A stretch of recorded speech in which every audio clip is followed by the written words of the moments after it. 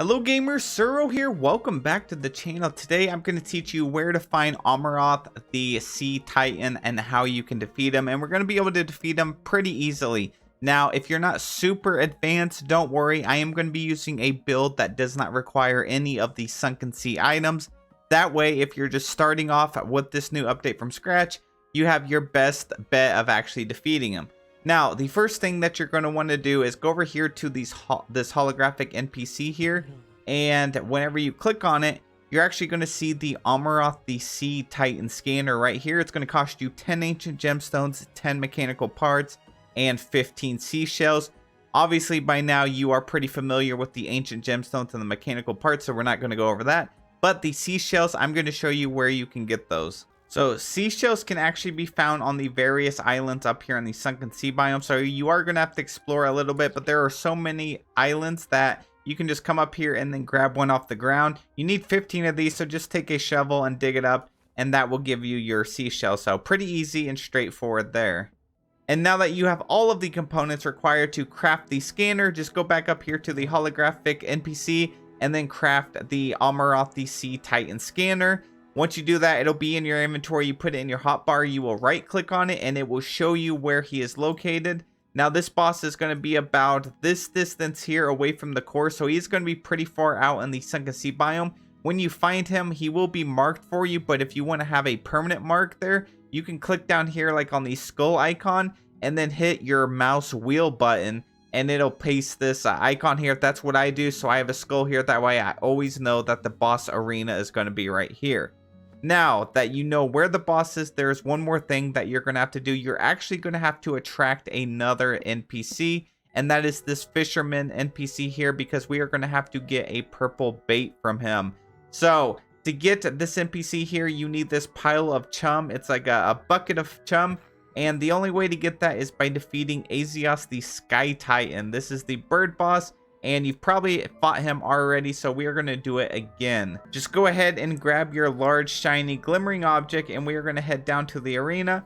I'm pretty far along, so I have already placed a teleporter down there. And always just get your best weapon out. We're going to drop this egg right here, and I'm going to pop a guardian potion, and then we're just going to kill him as quick as we possibly can, and then he's going to drop that brand new item for us. After you defeat him, look in the chest, you're going to see some loot, and then this pile of chum, this is what you are looking for. It says undigested remains of prey that could double down as food for fish. Place it in a habitable room and a character interested in fishing may move in. Just like the other merchants, you make a habitable room, which is about 7 by 7 or so. Make sure you place a bed in here that has never been slept in, and then throw the pile of chum on the ground. Leave render distance for about 1 minute. Come back and your merchant should be here.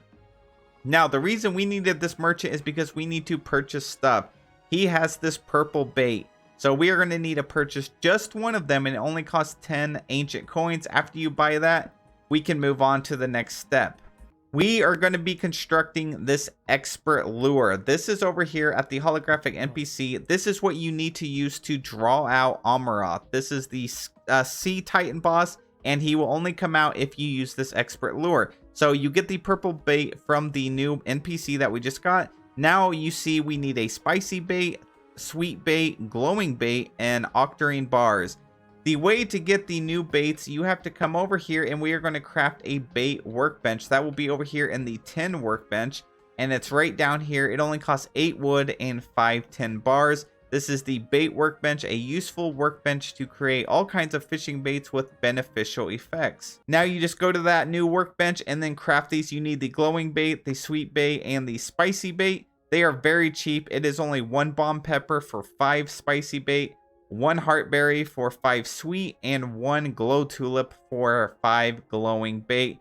After you craft all those, you need Octarine Bars. Now I'm going to show you where you can find those. Once again, up here in the Sunken Sea biome, every single one of these islands is going to have this new ore that is right here. Now if we zoom in, you're going to see that there is just purple spots all over these islands.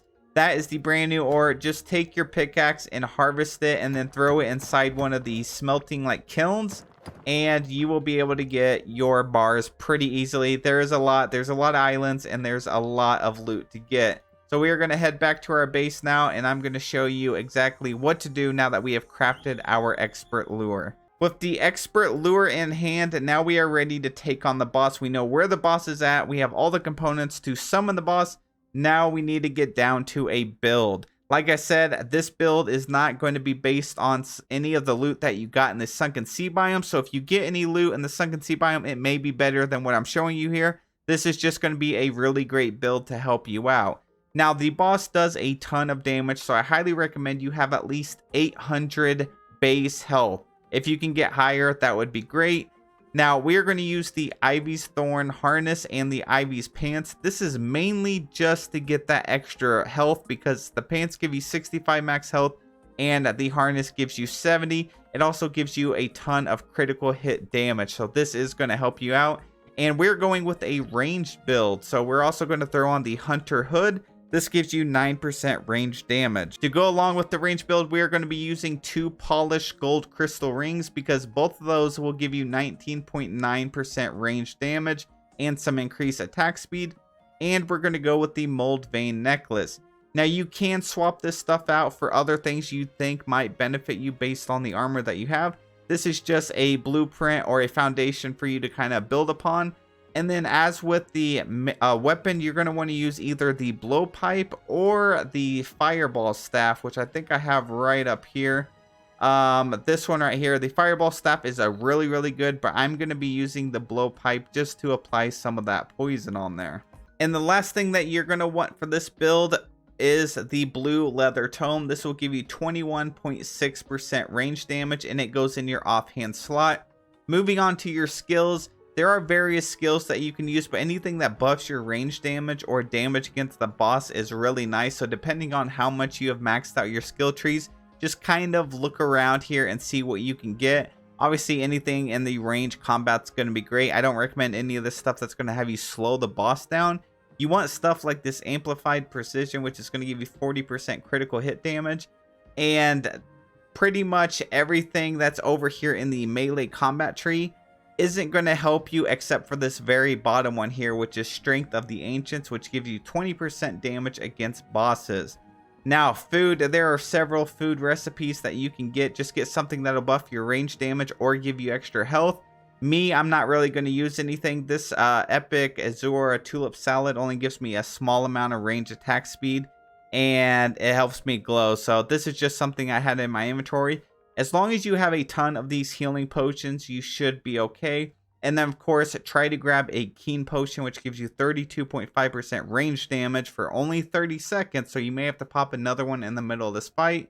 And, of course, always have a Guardian's Potion because that will help you take reduced damage from the boss. Now, one more thing that I forgot to mention, reinforce your gear. As you see, my gear is almost destroyed and it's not getting those extra benefits like these pants are. So go up here to your salvage and repair bench, reinforce your blowpipe, reinforce all of your armor. That way you get extra stats on it and the durability lasts longer, because chances are this blowpipe is not going to last during the entire fight because it only has 250 durability. If you reinforce it, it'll move up to 500. So let's go ahead and begin this fight. All right, now that we've made our way to the arena and all of our prep work is finally done, now it's time to take a look at the arena. So the boss is going to be moving around. He does not stay stationary during this fight. So as you see, there are 5 whirlpools down here. We have 2 on the bottom, 1 in the middle, and then 2 at the top. Those are where the boss is going to be bouncing back and forth or teleporting throughout them. So these are the only locations the boss will be at. But he is not going to be so easy that you can just go up there and whack him with your sword. That's why we want to use range attacks on our first go, because it is going to take us a while to defeat him. The boss is always going to spawn here at the middle one, so we're going to hop off and we're going to have to fish him up. To do this, you need to take your expert lure and our fishing rod, and we're going to throw it out and then pick it back up really quickly, and then put our blue leather tome back in our offhand. So before we start doing that, we want to activate our Keen Potion, our foods, anything that you have or that you think you might need. Go ahead and activate it now. We're going to throw this out and then quickly put it back in, put our tome back in our offhand, and then now we're going to begin the fight. One thing to know is if you die during this fight, the boss is going to disappear and you're going to have to craft another one of those lures. To prevent this, you could just put a bed very close to this arena. That way, if you die, you can teleport back on the bed very quickly and then keep the fight going. So I do recommend that if it's your first time. Now, as you see, the boss is moving back and forth. He is sending out a lot of tornadoes. Those tornadoes don't do a ton of damage, but they do hurt a little bit. And there are a lot of them, so just stay in your boat and move around as much as possible. These tentacles that appear right here, you can damage them and destroy them if you would like. But if they do hit you, they hurt really hard, so try to stay away from them. You don't have to attack them and destroy them. You could just stay on the outskirts if you want. Now, this boss is not time gated, so you can just sit here and activate potions whenever you get low on health, and then go a little bit closer and then shoot him as much as possible. The only bad thing about this boss is he does have an enraged meter, so once you get him down pretty low, he starts sending out a lot of tornadoes and a lot more tentacles. This is where you can just back off a little bit, drink a health potion, and then go back in. Now, it's been more than 30 seconds, so we probably want to pop another keen potion, and then we are going to go back to the fight after he gets done sending all of these tornadoes our way. Then we're going to make our move to finish him off. So here we go. We're going to get some distance from him. We're going to keep shooting him and pop another potion. There we go. We should be able to finish him right here. Oh, we just took a hit from the arm. Like I said, the tentacles, they do a lot of damage. So we're going to drink one more potion, and now we're going to finish him off. Getting those critical hits is pretty crucial whenever you're using a build like this. So if we could get criticals damage as much as we possibly can, then that is great, because this boss has 1,000 health, and that's where the Ivy's set comes in handy, because it gives you 31 critical hit on the chest and the pants. So the boss has over 100,000 health. It has more health than any other boss in the game, and that is why this set works out pretty good. So the chest is going to pop in the water. We're going to use our pickaxe to hit it, and this is where you're going to get some pretty great loot. So I got the Omoroth's beak, which is an offhand, so it goes up here, and it gave me 29.1% melee damage, so this is freaking insane for a melee build. And then we also got the Omoroth's ring, which gives you plus 13% damage against bosses and plus 3 life on melee hit. So this is a great melee build, and it's something that's definitely going to help you out.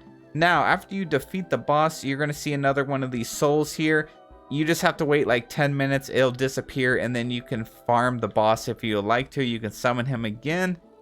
And one more thing I forgot to mention, you actually, the first time you defeat him, you actually consume his soul. So you get another unlockable here. So we have the Soul of Azios, which spawned a Thunder Beam on melee critical hits.